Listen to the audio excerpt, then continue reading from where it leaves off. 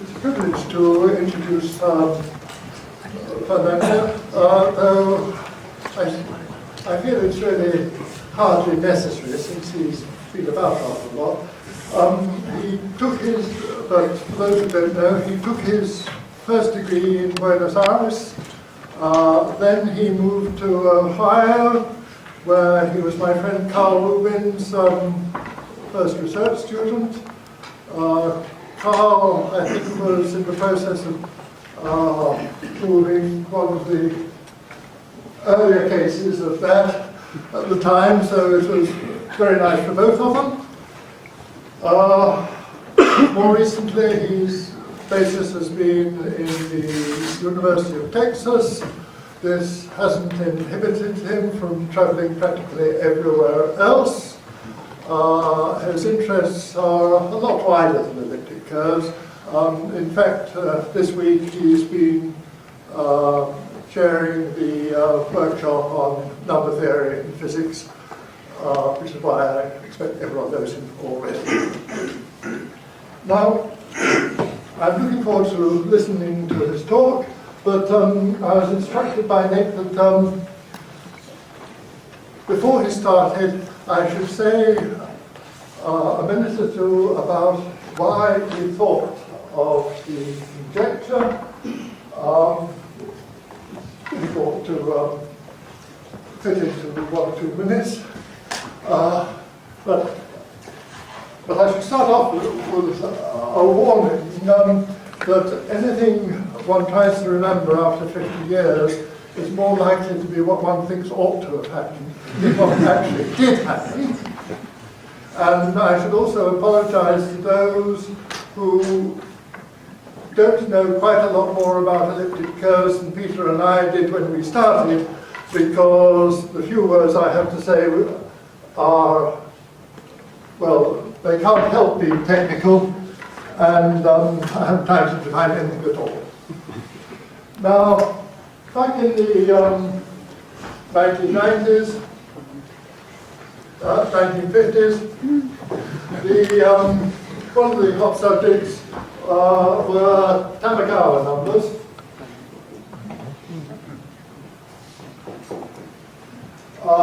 If you've got a linear algebraic group G with an invariant differential omega, there's a magic, miraculous measure you can define. You integrate over the G defined over the Adels. The Adels are essentially the product over all completions, factored by the rational points of G, and then you integrate the invariant differential, and that makes sense. And it makes real sense. It's invariant under all the messing about you can think of. So you get this number, which is a rational number, and indeed it's miraculously 1 if the group G is simply connected and semi-simple. Now, this little formula is, I'm afraid, a horribly condensed piece of information. But it really tells you all about Siegel's global theory of quadratic forms, which is extremely precise and beautiful. Now, it's natural to wonder whether you can get something similar for the other sort of algebraic group, abelian varieties. This is true for a linear algebraic group, but suppose you've got an abelian variety, and the only abelian varieties we knew about at the time were elliptic curves, and then you try to do the same thing.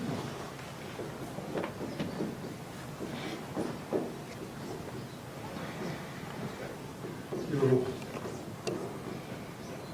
integrate an invariant differential of the relevant space, And you think, now, what will this do? And we thought, let's look at that, or something like it, and try to make sense of it, and then use computers to see if anything was true. And I have to warn you that there's an absolutely immediate difficulty. That makes sense, that doesn't. Because this quotient has some sort of geometry or other which no one has yet succeeded in understanding. Understanding it might be a good way of getting on the right road to earning $1 million, but anyway, that didn't work. So we had to pull the formula to pieces, and I said what those ideals were, so pulling the formula to pieces, the integral over that's essentially the product over completions of the integral, those which are the periodic rings and the reals, and this you can evaluate. This is a period times the product over places of CP NEP over P, just like Philip wrote yesterday, if you went to the right workshop. Well, that's the number of points on the elliptic curve. Because you can evaluate those. And then what we were driven to do was to compare that with the group of diagonal points and see if there's a correlation.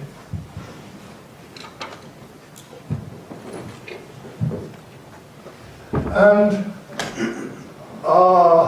before I move on, I should make an important remark that this is formally simply what you get by taking the L function of the elliptic curve at s equals 1, and actually it's the inverse. And that's important because even then, 50 years ago, people knew that it was likely to be much more productive to look at the value of an L function at s equals 1 than look at some horrible infinite product which probably doesn't converge. So what we thought, I think right from the start, was that we ought to look at looking at that. It was a very long time ago, and we were very ignorant. And unfortunately, we couldn't do that initially because we didn't know any elliptic curves whose L function actually was an elliptic, actually was an analytic function. So though we could talk about that, there was a conjecture of Hasse saying that that was always an analytic function. There weren't any cases that we knew. There were cases known, but we didn't know at the time. So to start with, we looked at that product. Well, for practical reasons, we looked at that product up to around x, and we did a great deal of computation, and we found we played the trombone to the peonies successfully, and it worked. There really was a very strong correlation between how this increased as x went up and what the rank of this elliptic curve was. And it was really pretty clear that rank of E of Q is the same as order of vanishing of L at s equals 1.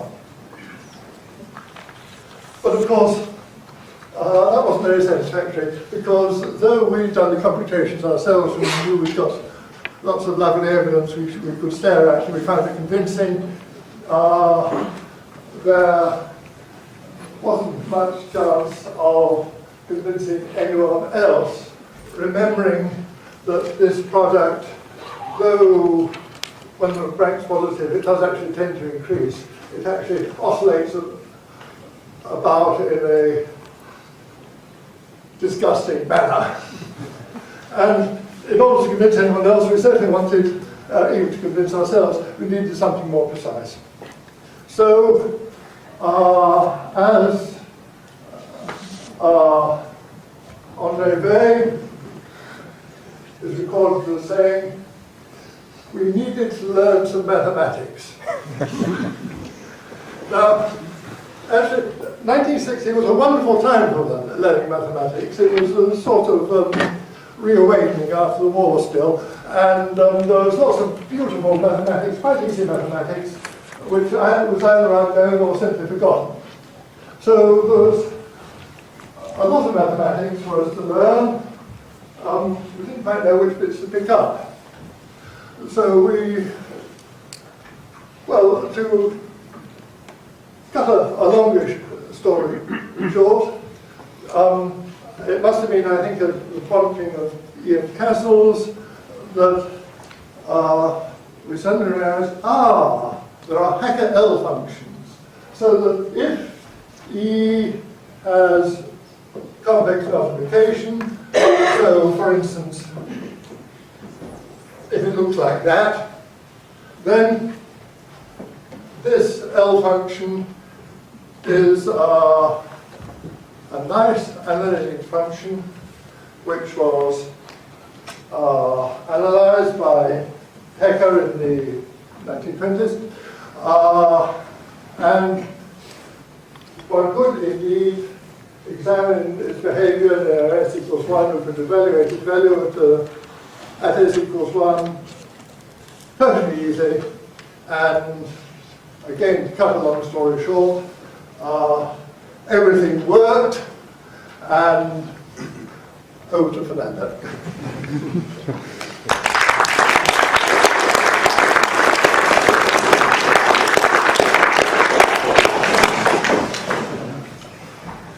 Thanks very much for the invitation to speak, and thanks, Brian, for the introduction. So, the story about elliptic curves and the conjecture is about rational points on curves, in particular elliptic curves. So let's run quickly through what that means and what the context is. I'm trying to give you some historical and mathematical context for this conjecture. So, probably a good place to start when talking about different equations that involve rational numbers is Dyer Conjecture, who wrote this book, Arithmetica, which is basically a collection of worked out problems that involve rational numbers. In fact, he only considered positive rational numbers. And this date is somewhat uncertain, but somewhat around 250 year. And then this was the book that Fermat used for his famous marginal comments in the edition of 1621. Here's a copy of the front page of that edition. So, to begin the story with elliptic curves, we mentioned Fibonacci, who was challenged. It's quite interesting to read the history, to me anyway, of how mathematics was done over the years. And at the time, challenges were very explicit. Somebody will write a letter saying, "Could you do this?" And then they will have to show if you could or not. So Fibonacci was challenged, this is in the 20s, and to do the following. Veni tutor quadratus something or other, which with a little help you will find that it means to find 3 rational squares that are the arithmetic progression with different spot. In mathematical terms, that means to find 3 rational numbers x, y, and z, such that the difference y squared minus x squared and z squared minus y squared is equal to 5.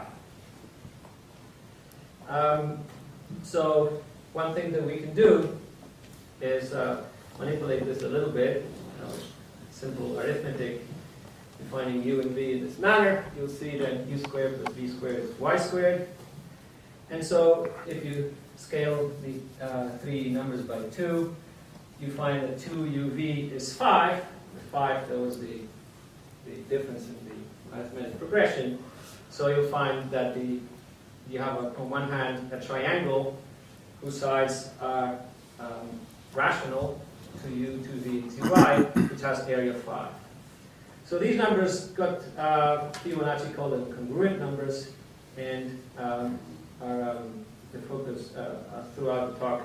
They'll come back as a very old problem that boils down to solving equations, solutions of elliptic curves in rational numbers. So Fibonacci wrote, in fact, a whole book, Liber Quadratorum, on the subject. And he claimed, for example, that the number 1 is not a congruent number. That is to say that you can't find a triangle, a right-angled triangle with rational sides whose area was 1. So the theme of rational triangles will also pervade the talk, because it's historically sort of a fixed point. It's a very, very ancient topic. As if you were in Bardo's talk yesterday, he showed us this Sumerian tablet which had examples of them. And so many of the problems of Dyer and Fermat and so on were sort of plays of things that have to do with right-angled triangles. So this is a very common theme throughout the history of the issue of rational points. Now, his proof was not adequate. In fact, it's actually a pretty difficult thing to do, to show that 1 is not a congruent number. And Fermat did it by a method he called the descent method. And this was, of course, much later. So, have you solved this challenge already? Remember, there was a x, y, z, the difference? No? Anybody? Okay, here's a solution. 31 over 12 squared, 41 over 12 squared, 49 over 12 squared, which is a sequence of 3 squares in arithmetic progression with difference 5. Okay, so Fermat one of the pleasures of preparing this talk is that I read a lot about the history of this problem in rational points, and I found it extremely fascinating. Fermat in particular, I find a fantastic character, an incredibly interesting person. Now, of course, is very, very, very famous for his problem from Atlas theorem that Andy Wild solved, as we all know. But he had an incredible set of other things that really he did that were early on extremely powerful. And one of the things that is sad is to read his letters and how desperate he was to get someone to actually be interested in what he was doing. It's really kind of dramatic. I mean, he was sort of begging, you know, and then he wrote to people like Wallace in UK, and he wrote to Huygens in the Netherlands, and they all kind of said, no, you know, number theory, you couldn't care less. In some cases, absolutely, explicitly. And in particular, one point that seemed to have been the rankling point is that people didn't seem to care about negative propositions, like 1 is not a congruent number. That seemed to, Wallace was absolutely adamant that there was a complete waste of time. Anyway, so he challenged one of his many letters where he proposed things that obviously he knew how to do, and he just wanted to see others could too. So here's another challenge. So again, this theme of Pythagorean triples, that is to say, rational numbers which are sides of a right-angled triangle. But with the extra condition, and this is the kind of game that appear very, very frequently.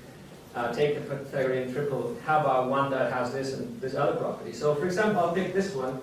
You want a Pythagorean triple which has C as a square and A plus B as a square as well. Now, you do a little work, and you find that what he was asking can be formulated as follows. You want a solution in always rational numbers. X squared plus 1 equals u squared, and x squared minus 2x minus 1 equals to b squared. and there's a side condition of x equals to be less than minus 1, because if you actually want a triangle, you want the answer to be positive. So I'll come back to this type of equation. So Fermat eventually revealed what his solution was, and he claimed that he had the smallest solution, which is this. I don't know, I should have asked maybe if someone had found it first. So, is this surprising? Well, I think it is. Because you start with what looks like very simple equations which doesn't involve very large numbers, and gives an answer, and in fact, Fermat claimed it was the smallest answer, although it's a little dubious whether he actually has a proof of that, but it is indeed the smallest answer. And he did this by a method which at least Villegas calls ascent, as opposed to descent, which is what I alluded to before. And this is a method which, in some algebraic simple manipulation of things, constructs a solution to a certain type of equation starting from previous ones. So you have some equation, some solution, and there's some procedure that is mostly just algebraic and produces another one. And this method is called ascent because when you do that, the size of the numbers tend to increase. So he obviously has something. You just don't stumble on this solution. But one of the things that is extremely irritating about Fermat is that he basically never explained what he did. There's very, very, very few things in where he sort of late in life sort of relented and kind of explained a few things. So let's then talk about elliptic curves. So this is the theme of the talk, the theme of the conjecture, of course. And these are also sort of the main actors in this whole story, because a lot of the problems of Dyer Conjecture, the problems that Fermat dealt with, were in what we would now call elliptic curves. So they can come in various flavors. This is the way that Fermat encountered them. So for example, one example we already saw is an equation, two equations like this. So Dyer Conjecture call them double equations, or we call them double equations considered by Dyer Conjecture, which is two variables u and v squared equal to some quadratic polynomial with various constants. But a more common way that elliptic curves arise if our equations are in this form: y squared equals to a quartic, or even better, y squared equals to a cubic, or a variant of the double equation of something which has three terms. And Fermat knew how to apply his method in all these cases. Okay. So what does it all boil down to in modern terms? Which would be, if we continue with the historical line, would be anachronistic, because it's unlikely that Fermat would have expressed any of this in this form. But it amounts to the following. So E is an elliptic curve, an equation, for example, of the various kinds that I showed. If it has one rational solution, then this method of ascent that allows you to sort of manipulate solutions and produce others from given ones, in modern terms what it does is it tells us that the solutions in rational numbers of the equations have the structure of a Billy group. And you can, all of these various forms in which the elliptic curves arise ultimately can be boiled down to something of this form: y squared equals to a cubic. And in this form, the ascent method boils down to the following, which is something you're likely to have seen more than once. If this is the graph of the curve, the real points of the curve. For example, I think this is y squared equals x cubed minus 1 minus x.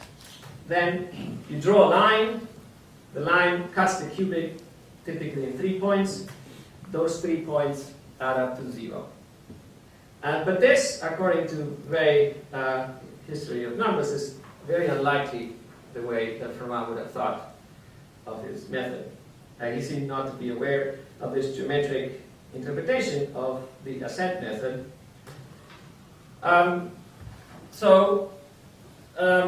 But that's how nowadays we think of elliptic curves mostly, in that format, y squared is equal to a cubic. Now, so let's jump ahead and talk about what do we know about the problem of solutions of equations of rational numbers. Not just any equation, but one which geometrically is a curve, something of dimension 1. But already talking about using this geometric language is completely modern. But anyway, let's just set the stage to what is it that we actually know in general terms. So we have a curve, a certain genus. What can we say about the rational points? So it comes, this divides into what I'll call this rational trinity. There is the case of genus 0, the case of genus 1, and the case of genus bigger than 1. And very roughly speaking, this has to do with the degree of the equations. So it's a more sophisticated, the genus, a more sophisticated measure of the complexity, in a sense, of the curve. So in the case of genus 0, geometrically we will say that that is a projective line. If we look at its complex points, that's a sphere. And what do we know about the rational points? Well, this case is quite well understood. Either we have no rational solutions, and this is something we can find out, or if there are solutions, if there is at least one, then we can get all of them, and infinitely many, and they're given in a parametric form. And this is a very classical, well-known example. Again, the Pythagorean triples. This was known to Euclid, or who knows how further back. You can find the solutions to A, B, and C squares in this form by parameterizing the solutions with two other variables, U and V, in this manner. And just to illustrate how that you can prove, if this is our circle, which if you divide by C, you get A squared over C squared plus B squared over C squared equals to 1. That's a unit circle. If you have one solution, which we do know, the coordinates 1 and 0, then you draw any line, it will cut the circle at some other point, which has to be rational as well, and that gives you a point. And conversely, if you have a point, if I run this backwards, I'll get a line, and therefore I can get all rational points by describing the lines. The genus equals 1 case, which is the focus of the Dyer conjecture. Topologically, that's a torus, what we call nowadays an elliptic curve. Here's a torus. And what do we know there? Well, in a paper that Poincaré wrote in 1901, which I recommend very highly, he argued the following. So all the points can be obtained from a set of generators by ascent, by the process of operating the group. That is basically vacuous. We can take all points to be the generators. But in a way which I find absolutely amazing, he didn't even bother to say that what he thought was true, which is that the group was actually finally generated. It's not that he was conjecturing it. He just didn't seem to need to even think of the possibility that it wasn't the case. In fact, that is a theorem that was proved by Mordell, later extended by Ray in the 1920s. This group of points with this operation of ascent, of adding points together to form more or new ones, is a finitely generated group, which means that it has the following form. It has a part T, which is finite, and a part that has infinite order, and there are sort of linearly independent copies of Z, and this number R is what we call the rank, T T is finite is what we call the torsion, or the torsion subgroup. And already Poincaré was well aware that this R was a fundamental invariant, a fundamental quantity associated to the elliptic curve. I'll come back to that. So what happens if the genus is bigger than 1? Well, we have a higher genus curve. So topologically, this is a sort of multi-hole donut. So for example, something with 2 holes, something with 3. And in this situation, the number of rational points is finite. This was conjectured by Mordell in 1922 and proved by Faltings in 1993. So that is the rational trichotomy. And so we see that at least there's one major question that remains open, which is how do we find this number R for elliptic curves? At least at a first level, we understand everything else about rational points on curves. And we can also briefly discuss the torsion. This is a much better understood. In particular, there's a very important theorem of Mason that showed that the size of this finite group T is actually at most 16. So there's basically all we wanted to know about the torsion is known. And so really the question that remains as the most basic one is how do we find what R is? And I saw an interview that they made on with Swinnerton Dyer that you can find on YouTube. And he points out the following. The question, that is to say the question of what is the rank of an elliptic curve, was regarded, this is in the early 60s, as one to which there couldn't be a sensible answer. So there was nothing in terms of which to express this answer. So the question of course is a relevant one, but nobody could think of what could possibly be a way to give a sensible answer to it. Of course the rank has a definition. You want something that would allow you to figure out what it is in a way other than its definition. So already Poincaré recognized that this rank was a very important invariant, and I would recommend very highly that you have a look at this paper because he must have had an amazing, so his mind must have been something unbelievable. I mean, he just kind of leaps out of the page. I mean, he just sort of grabs you by the neck. I mean, he's a powerful thinker. And of course, it's interesting, I think, if you asked people in the audience in different parts of mathematics what Poincaré did, it's very likely, very few people will know that in fact he wrote a paper on rational points and curves. So he asked what, of course we can think of a basic obvious questions. What values does this rank take? How big does it get? Is it bounded? So there's the method of descent of Fermat, which I alluded to, but I won't explain, gives a procedure that will give you an upper bound for this rank R. But it does not guarantee that you will be able to prove what the rank is, even if you maybe think you know what it is. So one point I'd like to stress for now is that the group of rational points, or rather just the solutions to these equations, a given elliptic curve, is an infinite set if the rank is positive.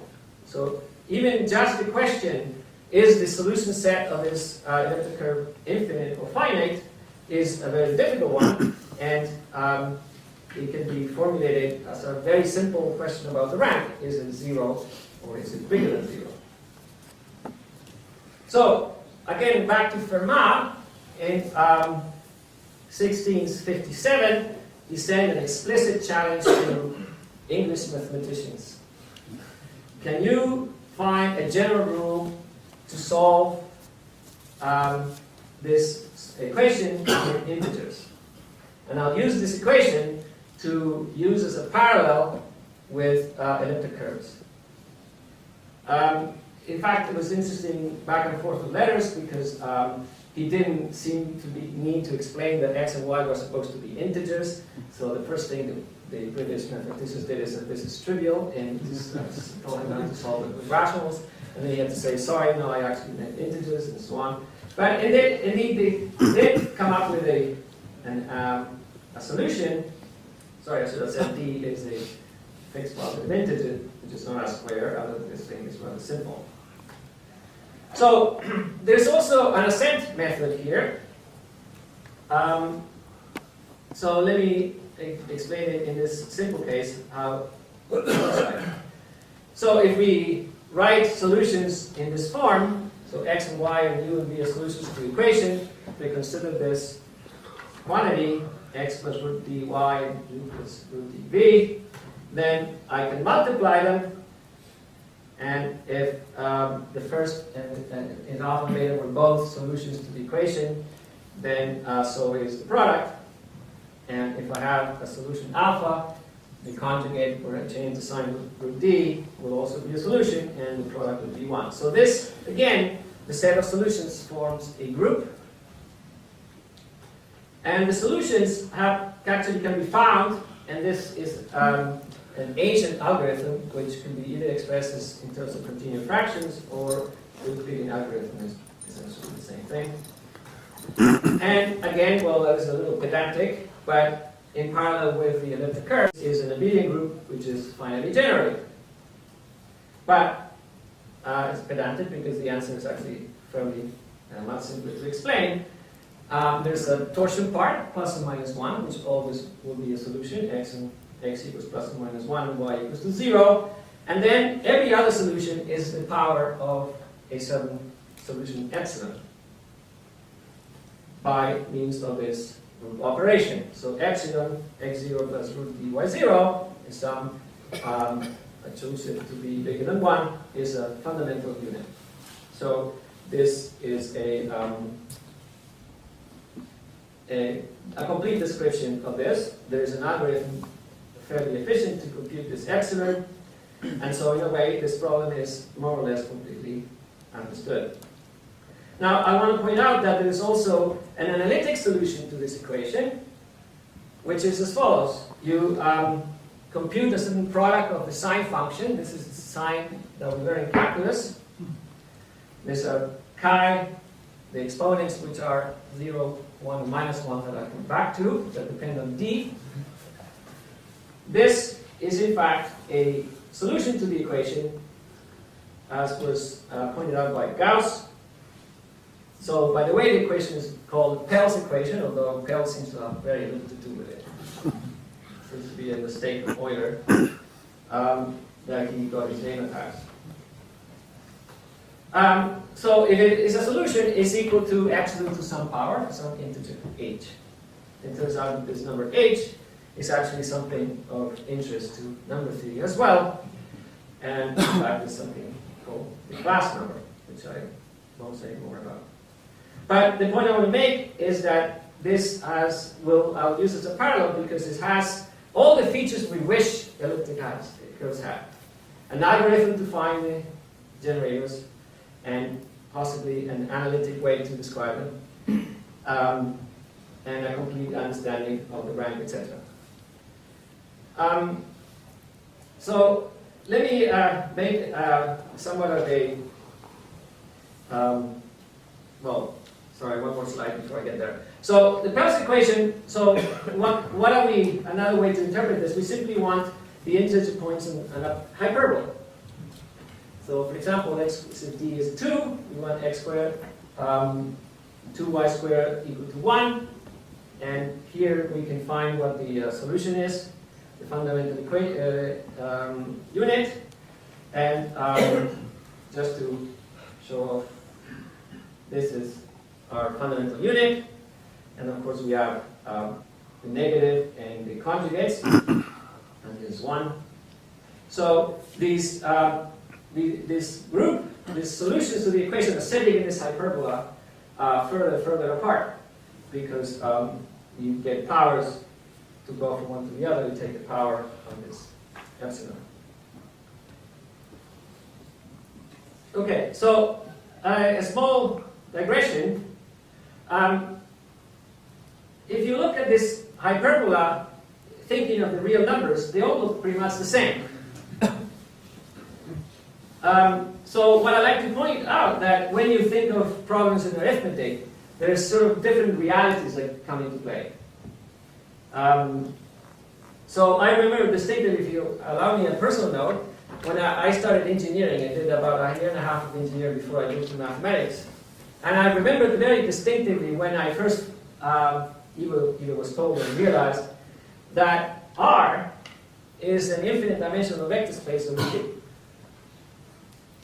I just thought that was absolutely mind-boggling. R is a line. How could it be infinite dimensional in any sense? But so if you think of the real numbers, you probably just think of the real numbers as a line. But if you're interested in rational numbers, then things look very different. So this reminded me of a short story, Death on the Compass by Borges. This is a detective story, a detective called Longrot, that says to the bad guy, Shylock, right before the bad guy kills him. This is the very last paragraph of the story. He says, I know of one Greek labyrinth which is a single straight line. And now, of course, it's unlikely to find any other author that will have detective say that. But I always was struck by this line, because I think it's, in a mysterious way, very profound. So, what is it arithmetic then? And let's just look at I want to make one simple point. And so let me look at this. Simple statement. X squared plus y squared is a minus 1 doesn't have integer solutions. Now, before you start squaring in your seat, you don't even have to think about this. You know how to answer it. Well, there's no sum of squares to be negative. So now I give you this problem. X squared plus y squared equals to 1, 2, 3, 4, 5, and lots of 9s. Also doesn't have any integer solutions. And now probably this will take you a little longer to think.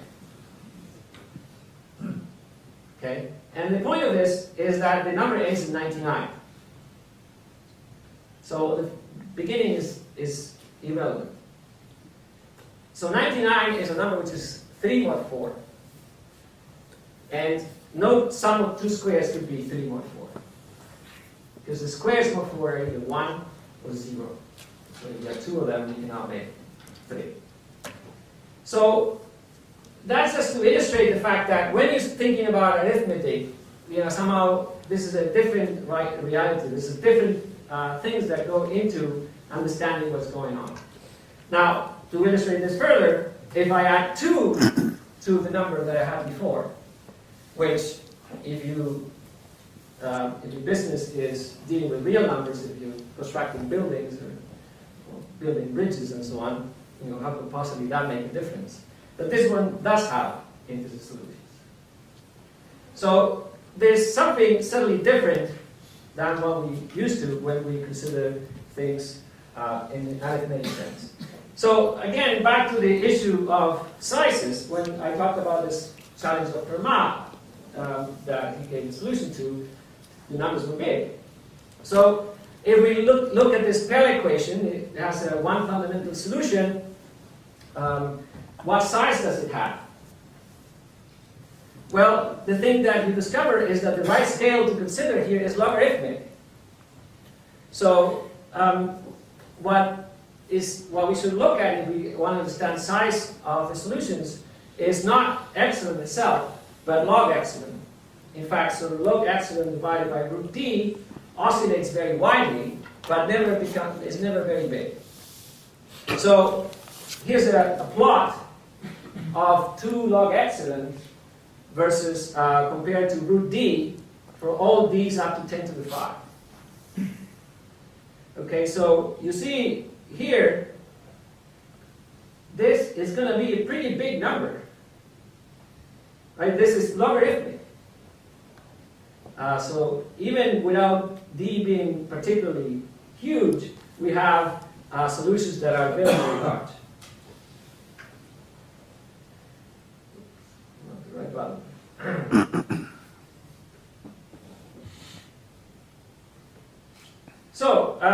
let me continue with the Dirichlet, the problem of the Peltz equation.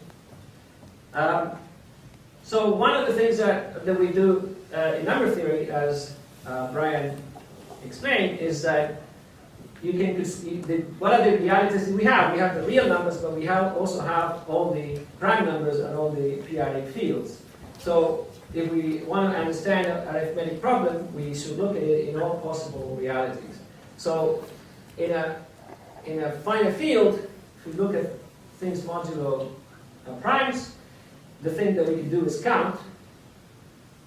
And so if I let NP be the number of solutions to this equation mod P, then the ratio NP over P is 1 minus chi P over P, which is this number chi P that I described before, P chi P in this case being plus or minus 1, depending on how P and D are related.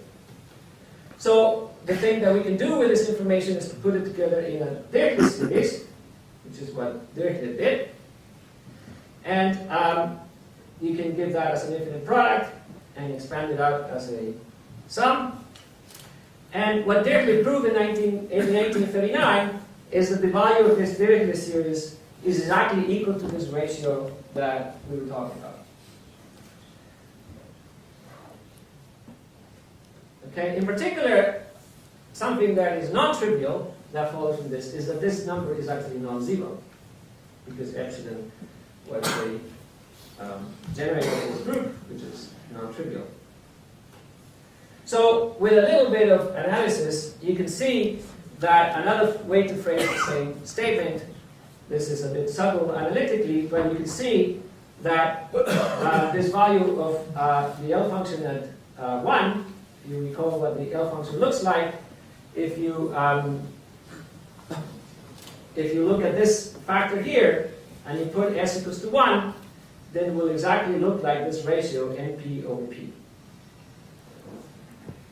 So at least formally, this infinite product is exactly what you will get if you plug in s equals to 1 into this L function. And as I said, there's a little bit of a subtlety here analytically, because this infinite product there's maybe some care to deal with, but you can show that this infinite product actually converges to the value of the L function at 1, which by Dirichlet's formula is equal to this quantity involving the logarithm of the fundamental unit. So this is in a way the model that the Birch and Dyer conjecture have for the case of elliptic curves. As I said, I'm trying to use this Bell equation as a parallel with what happens with elliptic curves. So, as Brian was saying, in the late 50s, Tamagawa numbers were up in the air. That's what they tell us. So, let me give you a very simple example of what this Tamagawa number in the air was. And it's a fantastic way to condense Siegel's formula, which is itself a elaboration of Dirichlet's class number formula. And it is about solving equations, quadratic equations in more variables than one. So moving in a different direction, keeping the degree, so to speak, slow, but increasing the number of variables. So a very simple example would be to take the group gamma to be SN2Z. Okay, and this, for some number theorists, this is not a group at all. It's just the solutions to the equation AB minus BC equals 1 in integers. It's a quadratic form in 4 variables. So we can do the same thing we did, count the number of solutions mod P, call the number NP. The natural thing would be to look at NP over P cubed, because now we have 3 degrees of freedom.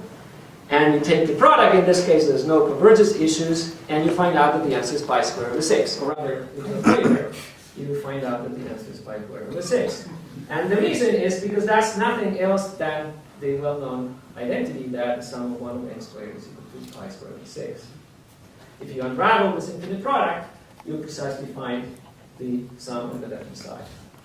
So the way that this was understood was that you bring this thing, or maybe I'll do it the other way, you bring this thing to this side, and you say, oh yeah, what we have is a product over all primes, and also something that has to do with the real numbers, and the product is 1.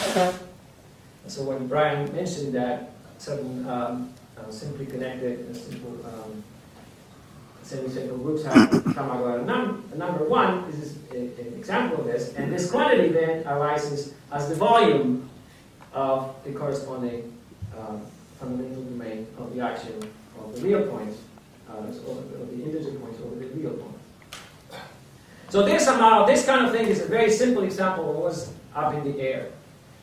And now, I love that Brian said it was natural too. Now, I think you have to be Birch and Swinnerton Dyer to think of that as natural too. You can ask, well, what happens if we do the same with elliptic curves? So you do the same thing. I'll avoid these problematic primes where things are slightly different. Just the rough idea: we have an elliptic curve over Q.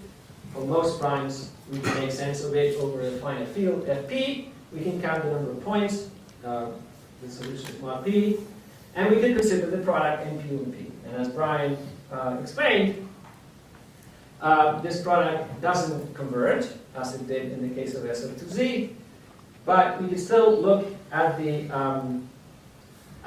product after a certain x and compare and see how that behaves with x. And what you get is you right on the nose strike gold. Because what happens is that this product, at least numerically, seems to behave in the following way. It seems to grow at a rate, logarithmically, at a rate that is correlated precisely with the rank R of the elliptic curve. I think that's amazing. So, with the help, I believe, with Davenport and Castles, this was reformulated as something about the L function itself. And I'll just consider, we'll already talk about part 1, so to speak, which is something to do with the rank and not about that constant C that we see here, which has itself a lot of meaning. But the statement is that infinite product growing the way we indicated precisely matches the following statement, that the L function, which is built out of those numbers and P in a similar way that we built this series for the Dirichlet L function, has a 0 at s equals to 1 over exactly R. Okay, and at the time, this was a completely meaningless statement because the L function was not known to even make sense at s equals to 1 for most elliptic curves. We know now, thanks to Leonard Wiles, that in fact it does make sense at s equals to 1. So that's a start. So let's go back to congruent numbers of Fibonacci. So a little bit of monkeying around will show that if you have a number n, it will be a congruent number if and only if the elliptic curve En it has infinite many rational points, where En is this curve. Okay, so by the Birch and Dyer conjecture, we now have at least a way to handle this question and decide whether whether this curve or any other has infinitely many points or not. We just should look at that infinite product and see whether it grows or it doesn't. Or if you look at the L function, you want to decide whether the L function vanishes or not. Of course, you may be thinking, how do you decide if a number is 0 or not? Which is a fair question. You can't prove that a number is 0 in your computer unless you know something about it in advance, like it's 0. But anyway, those are more subtle questions that I'll address. So let's, again, to compare, let's consider the situation of elliptic curves with rank 1. So we use the logarithm to measure, that was the scale to use in the case of the Pell equation. Logarithm of epsilon, that is a natural logarithm of a unit, that was a natural measure to use. So in elliptic curves there's also a similar thing, which is also logarithmic, but is called canonical height. It's a way to measure the size in the right scale of a point. And this scale is again logarithmic, so if p is a point, y squared equals to a cubic, x and y of the form a over c and b over c in lowest terms. The height is, roughly speaking, the logarithm of the maximum of the absolute value of a and c. So, roughly speaking, it tells us how big these solutions are, but again, it's sort of in the logarithmic sense.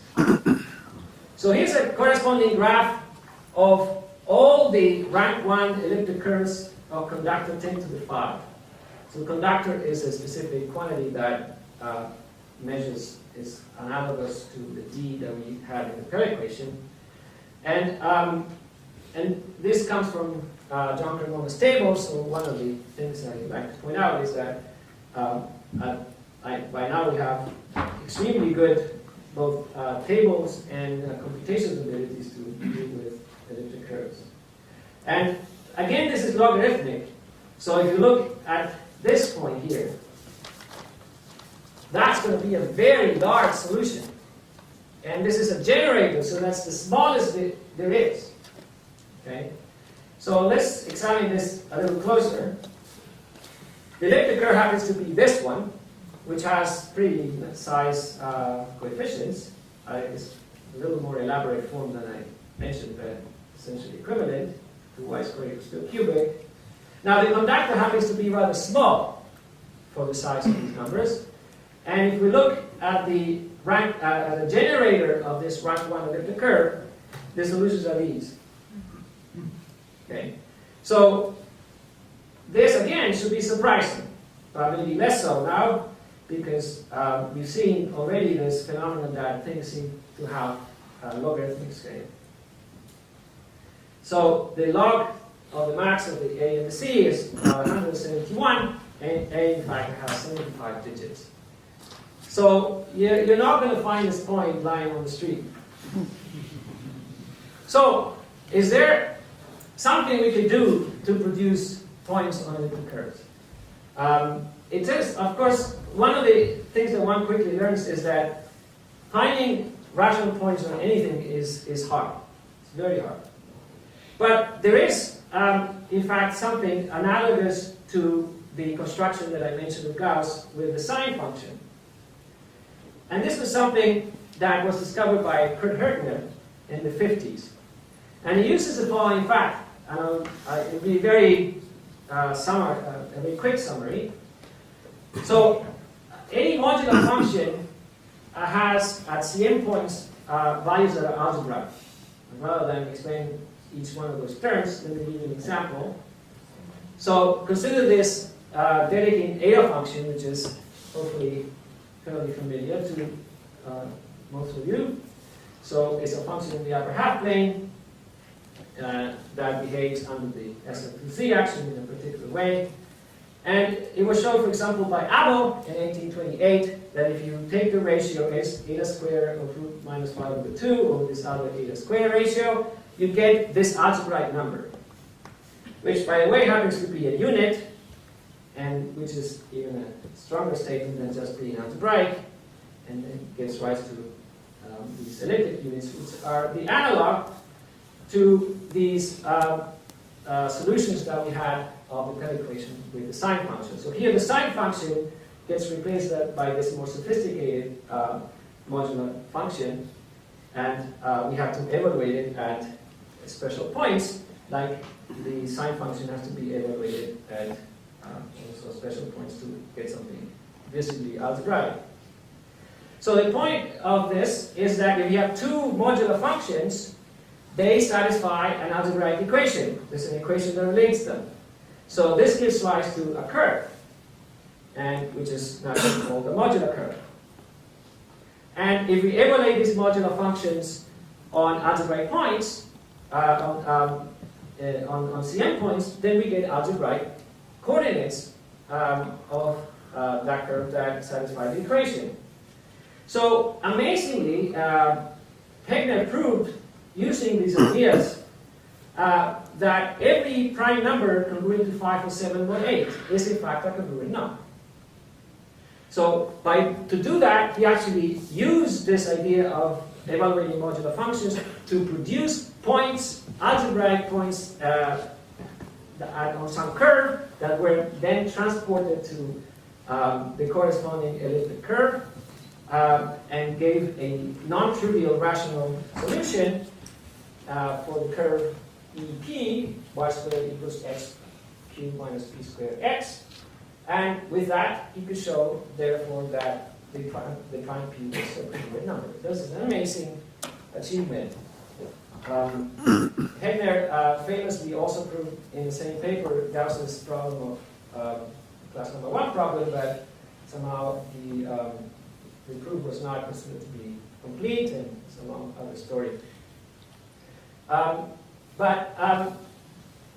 So what happened after that, it was a development that which Brian was very much involved. It was picked up that this was a very important construction, the idea of Heegner of using modular functions to create points. It appeared to be the case that the points that you get from this method of Heegner seem to be related to the derivative of the L function at 1. And this was eventually proved by Gross and Sagier. And one form of the result is the following. If the L function at 1 vanishes, then there exists a Heegner point, one constructed by the method of Heegner, for which the derivative at 1 actually is related to the height of the Heegner point. So this is very much like what I mentioned before about the unit constructed by Gauss. You have some analytic construction of a point which happens to be equal to some particular multiple of a generator. So this is an amazing development that happened in 1986. And in particular, this statement, if we read it, we can read it this way: if the L function is not, L prime is not 0, then this point has non-zero height, which in fact means that it cannot be a torsion point, and so it actually is a non-trivial generator in the elliptic curve. So that means that the rank is at least 1. And that's the kind of thing that precisely the Birch and Dyer conjecture says. So there's been some other work surrounding these ideas, Olivari, Rubin, Skinner. We can say, without getting into the very difficult details of exactly what is the statement, we can more or less say that the conjecture is known for rank less or equal to 1. So there have been also vast generalizations of the Gross-Sagier construction, the Gross-Sagier theorem by Delmon, Yuan, Shang, and others. Now, there's a bittersweet side to the story of Gross-Sagier, which is that it turns out that it also shows that all of these points that you can construct by Heegner's methods, they're all multiples of each other. So, in the best scenario, what you will be constructing are points that happen to all lie in a rank 1 subgroup. So, it gives no way to pass this rank equals 1 barrier. And at the moment, we simply have no idea of how to construct solutions in a rank 2 situation. Now, what is the impact that the Birch and Dyer conjecture has had?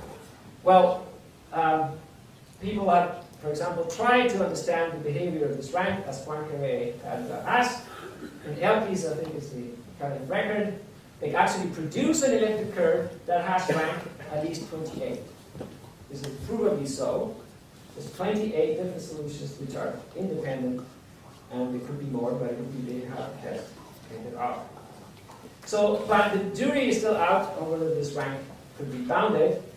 One way you can plot how the rank moved with time historically, but asymptote, and maybe Martha Manzo will explain to us that it goes down or goes up. I don't know. But is one of the things that Birch-Dyer conjecture implies is that, given this example that Eric has found, its L function has to vanish to order 28 at s equals to 1. At least. That's just unbelievable. Now, to find the vanishing of an L function to any order higher than 3 is miraculous. Okay? In fact,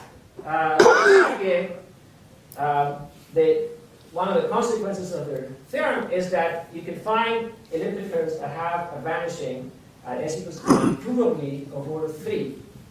And that Goldfeld saw has very important consequences for the calculations of class numbers. So I think it's not exaggeration to say that anything you prove about L functions will have repercussions somewhere else. These L functions are just an incredibly central object in number theory. So this connection between the class number problem and the Birch and Dyer Brosaglie was a real sort of bridge between the two subjects that Goldfeld found. And to finish, let me say some words about some recent results, some of which we heard from Andrew yesterday's talk. So you can ask, well, maybe the rank is 28, maybe the number is bigger than that, but what can we say about things on average? So you can order your elliptic curves in some sensible way, try to understand how the rank is as the size of your collection grows. And Bhargava and Shankar managed to prove that the average rank of elliptic curves is in fact less than 0.89. It wasn't even known it was bounded before they came into the game. And Bhargava and Skinner actually proved that the average rank is positive, which again is a non-trivial statement. And you put all of these things together, and you can say that at least 20% of elliptic curves have true Birch and Dyer conjecture. All of these curves have 0, 1, which is the bulk of the elliptic curve. Now, to prove that Elke's elliptic curve satisfies Birch and Dyer conjecture is way, way out there. Another thing along these lines of Hegness and the congruent number problem is Ye Tian, who won the Ramanujan Prize for this work. In particular, he extended Hegness' argument to show that, and you can find infinitely many congruent numbers that are the product of an arbitrary number of prime numbers. So Hegne had proved specific prime numbers were congruent. This was extended to arbitrary products, specific kinds of primes, of which there are infinitely many of them. So that is probably the latest result that we have on the problem of congruent numbers. And I really have no idea what my time is. I hope I didn't do too much over time, but I'll finish with my last slide. And I'll give you what was one of Fermat's favorite quotes, which I like to also tell you, which is that many will pass through and knowledge will be the greater. This is a phrase that appears in the cover of a book by Francis Bacon, and this is supposed to be the port of the Hercules Code. This is the ship going to a new world, and the idea is sort of people passing through, and the more the better. So thank you very much.